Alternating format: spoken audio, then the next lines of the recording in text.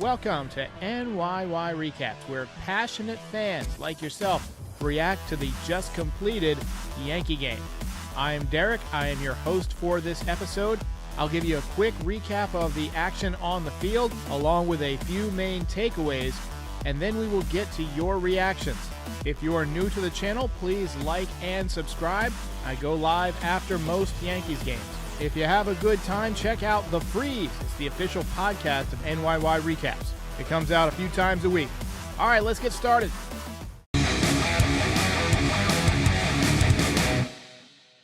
Guys, I feel like it's been forever since we talked after a Yankees win. Guys and gals, I should say. Been a while since we had a recap here on NYY Recaps. You can blame the West Coast and the time zones for that. Feels good to be back. The West Coast trip is finally over. We can all resume our normal sleep schedules at this point. Day off tomorrow. Let's soak up this victory. And what a victory it was. Great job by Gerrit Cole. How is it already September 1st, by the way? It feels like we were just talking about pitchers and catchers reporting to camp about 15 minutes ago. Time flies when you're having fun. An ace is more than just your number one pitcher in the playoffs or your best overall pitcher. An ace is supposed to be a stopper, the person who can go out there and stop a losing streak. Andy Pettitte was probably my favorite Yankees ace of all time, even though he didn't have ace type stuff. You know, he didn't throw 100 miles an hour, but he was always great after a Yankees loss, and he was always a great stopper. And I'm getting the feeling about Gerrit Cole the same way. He acts as the stopper today. Just a dominant outing. Yankees jumped out to a 2-0 lead on a big 2-out base hit from Luke Voit early on in the game. You know, Luke Voit should be in the lineup every day. If you want to win in the playoffs, you've got to get the regular lineup used to being together and get them a solid rhythm together. So hopefully over the next couple of weeks, we can start to see the jumbo package in the outfield. Gallo, Judge, and Stanton. Rizzo at first and Voit at DH. That's your best lineup. You've got to get Voit used to DHing more. He hit the ball hard tonight, had that base hit. He also lined out to deep center. Actually, no, it was dropped, and I don't know if they called it a single or a double or an error. It should have been caught. It hit the guy's glove, and so that's why I thought it was a line out. Brett Gardner also knocked in a run. But the story was Gerrit Cole. I mean, he was just unreal tonight. 15 strikeouts in 7 brilliant innings, 0 walks, 1 run allowed. He made Ohtani look silly. Struck him out 3 times. His ERA sits at 2.73 on the season. He's 14-6, 215 strikeouts in 155 innings. That's ridiculous. He's probably going to finish the season with between 16 and 18 wins. And he's going to have probably 250 or more strikeouts and a sub-3 ERA. That's Cy Young material, folks. Gerrit Cole is probably going to win the Cy Young. He stays healthy and keeps pitching the way he's been pitching lately. That's the best we've seen him as a Yankee, with the exception of the shutout against Houston, I think, was a little bit better this year. He was just not going to be denied in that game. And then the first playoff game against Cleveland last year in the wild card round, that mini 2-game series where he had 13 strikeouts, absolutely phenomenal. Aaron Judge smoked his 30th home run of the year in the 8th, second career 30 home run for Aaron Judge. That ball is high, it is far, it is gone! He only needs 22 more to tie his personal best of 52 in 2017. Hopefully by the end of the weekend, the way he's swinging the bat and with the Orioles coming to town. 18 hits in his last 36 at-bats. That's a .500 batting average. And Loizaga was dominant in the 8th inning, and Aroldis Chapman picked a good time to put it together and close out the long road trip. Ball game over, Mr. John Sterling. Ball game over. Yankees win. The Yankees win. And guys, we do have a winner in the belt contest. Let's go. Belt winner. Not much of a surprise here. Gerrit Cole takes home the digital hardware. Pete Rognes says Gerrit Cole for both Cy Young and MVP. I think it's going to be tough to oust Shohei Ohtani as MVP. You know, there's always been that debate of should an MVP be able to come from a losing team or a team that doesn't make the playoffs? I mean, how valuable can you really be if your team doesn't make the playoffs? And, you know, at times I subscribe to that, but occasionally somebody will have such an exceptional season where it's like, all right, this person played so well. It's not their fault that the team didn't do anything. You know, if Mike Trout was healthy all season, maybe the Angels have a better year. You know, he probably adds another half a dozen wins. Maybe they're competing for a wild card spot at that point. But Ohtani, just the way he's played offensively with 40-plus home runs, he's played on defense, and he's been an outstanding pitcher. So I think Ohtani probably wins the MVP. But, you know, Judge is going to get some votes, and Gerrit Cole is going to get some votes. Gerrit Cole will most likely win the Cy Young. John Daniel Munoz says, do you think Judge will get to 40 home runs this season? It's going to be tough, especially, you know, as we approach the end of the season. If the Yankees are still 5-6 games back, even 4 games back, they might give him a few more days off to make sure that he's rested going into the playoffs. I know you don't want to hear it. In fact, I think he's going to get Friday night off. Despite how well he's been playing, the Yankees have the day off. They gave Giancarlo Stanton the day off today. They like to give both Judge and Stanton back-to-back days whenever possible. I also think you might see, you know, they also gave Sanchez today off. So Higgy played, so that means Sanchez gets 2 days off. So, you know, I think you might see Aaron Judge get the day off. I think you might see, you know, maybe I don't know if they're going to give Joey Gallo the day off. I think they want him to start hitting and get him some more at-bats. They might give DJ the day off, give him 2 days off in a row, but I think you're going to see some other guys get some days off. Apparently the weather is extremely crazy in New York right now, so I wanted to you know, send my best wishes to anybody who's dealing with the storm. I live in North Carolina, and we're no stranger to storms. Ever since I've been in North Carolina, moved to North Carolina in 1997, we've had record heat, we've had record rain, we've had record drought, we've had record cold. It's been absolutely bonkers. Board Rican veteran with Spider Tack reference says, I don't want to hear anything about Spider Tack when it comes to Cole and Cy Young. Appreciate that from Mr. Board Rican veteran. Puerto Rico. Oh. Ariadna says, notice how when Urshela is out of the lineup, we win. I'd like to remind you that correlation is not causation. We didn't lose or win because of Gio Urshela. I mean, Urshela's had a rough weekend on defense. I get it. But Urshela's a very valuable player to this team. I mean, he's a great defensive player, and he hits for contact. He's been banged up a lot this season. I think fans get a little too rough on guys when they have a couple of bad days. I was extremely rough on Giancarlo Stanton earlier this year. He had a bad couple of months, but he's really put it together. I was extremely rough on Rougned Odor for a while. He's put it together. He's kind of come back down to earth. I've been rough on Gary Sanchez. There's ebbs and flows. There's ups and downs to every season. I think we just need to be a little bit more patient with these guys. Let's see here. Hi1237 says he wants Luis Gil back. I do too. I talked about that with Patrick on the 643 DP podcast, which is over on his channel tonight. And we came to the conclusion that the way Jameson Taillon has been tiring out a little bit in recent starts, it might be best to either go to a 6-man rotation for, you know, a turn or two mid-September, you know, give him a rest, or to skip him a start completely, give him 10 days off. That allows you to get Luis Gil back into the rotation, to get another look at him. And with rosters expanding, I think you're allowed to just suit him up one day.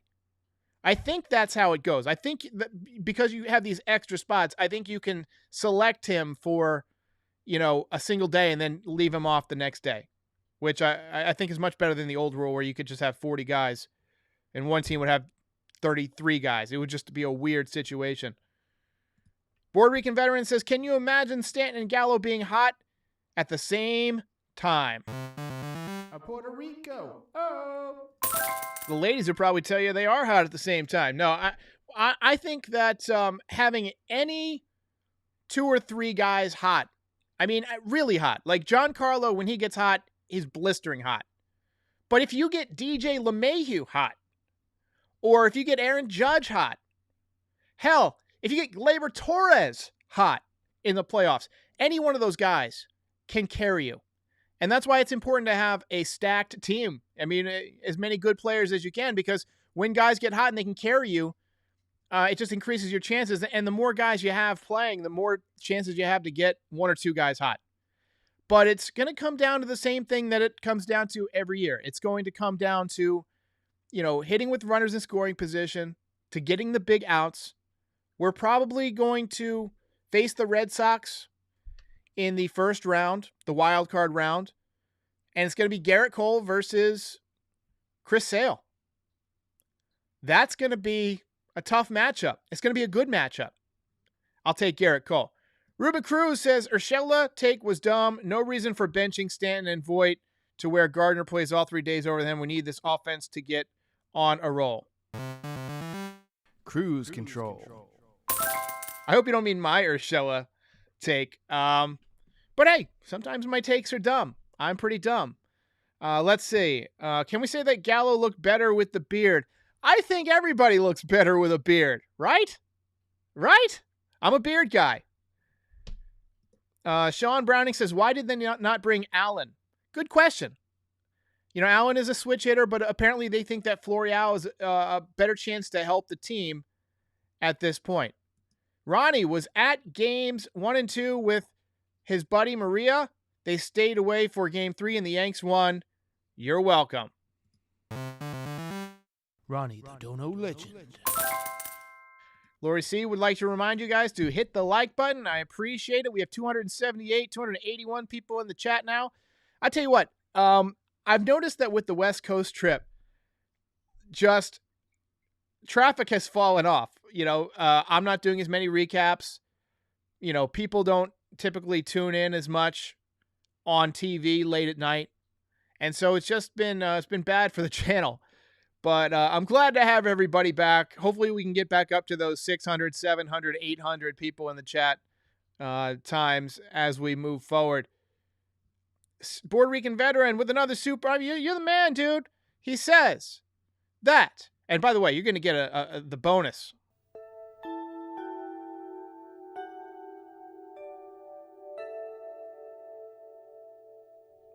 He says, we should let them have clean, tapered beards. It's 2021. Hey, look, you're not going to get an argument from me out of there. I wholeheartedly agree.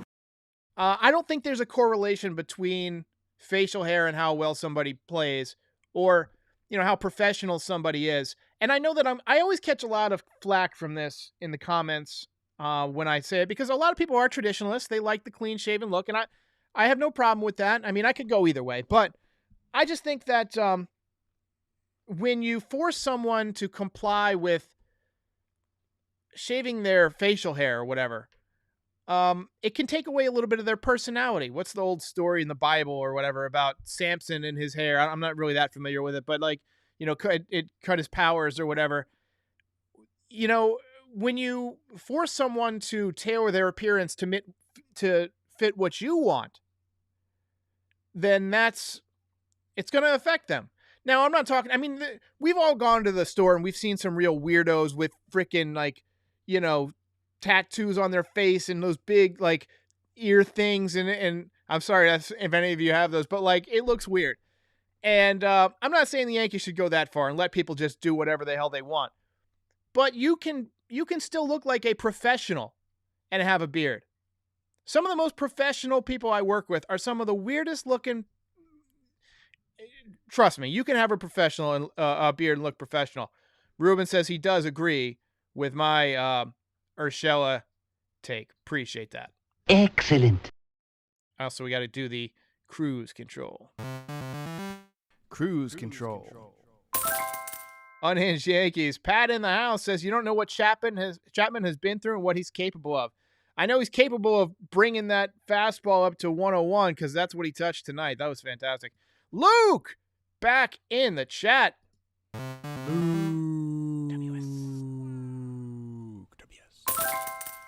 Says that Judge is now batting .299. Yeah, he's creeping up towards 300. I think you're going to see Aaron Judge flirt with 300 because if you think about September, think about how tired the Yankees pitchers are. Every team in the league has got tired pitchers right now. All of them. Every team has got tired pitchers. And the Yankees are going to be playing some teams like Baltimore that are not very pitching depth or don't have a lot of pitching depth anyway. And so I think you might see the Yankees go off and have some big blowout type games. And that's going to mean a lot of at-bats. That's going to mean at-bats with runners in scoring position. I think Judge is going to finish somewhere around 305 with the batting average and probably 950 with the OPS. I'll say 37 home runs and I'll say 95 RBIs. That's where I'm going. I don't think he's going to quite get to 100 RBIs because for the most part of the season, people weren't getting on base in front of him. But RBIs are a stat that are dependent on your teammates. And for the first, I'd say, 6 to 8 weeks of the season, it wasn't really till mid to late May, the Yankees weren't scoring at all. At all. And then they had a big streak right after the All-Star break, I want to say. It was either right before or right after the All-Star break, where I think they had like maybe 10 or 12 games where they didn't score more than 2 or 3 runs. It was insane. Hey, Bedford says Boston has taken a 3-2 lead on the Rays in the top of the 9th. That's good to hear.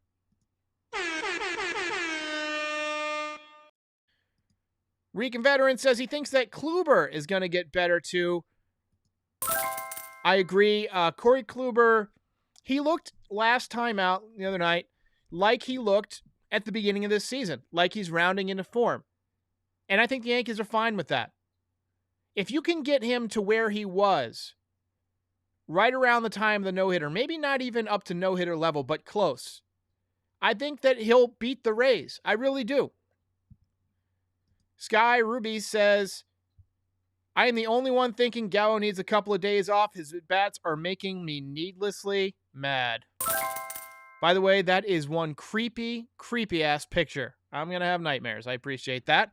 Appreciate the dono. We talked a little bit about Gallo on the 643 a little while ago today, and I kind of compared him to Stanton in the way that I feel like he internalizes things when he gets into a slump. You can see it on his face. You can, and I'm not talking about the faces he makes. That's part of his thing, but you can tell that he gets really frustrated and he gets really down on himself when he has a bad game or hits into a double play in a key situation. I don't think he minds the strikeouts that much, but when he makes contact and it's bad contact, you can tell that it bothers him. And I told the story of Billy Beane. And Billy Beane, if you've seen Moneyball, you know that he was a 5-tool prospect. He was a big-time prospect. And when he was coming up through the minors, he was teammates with Lenny Dykstra. And Lenny Dykstra was another prospect. And there was a comparison. I want to say it was in Moneyball. It was in one of those books that talked about Beane.